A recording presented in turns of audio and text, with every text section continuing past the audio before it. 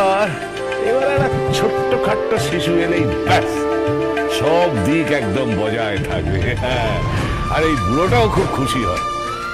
আসুক না, আসুক না আমাদের ঘরে একটা কার্তিক।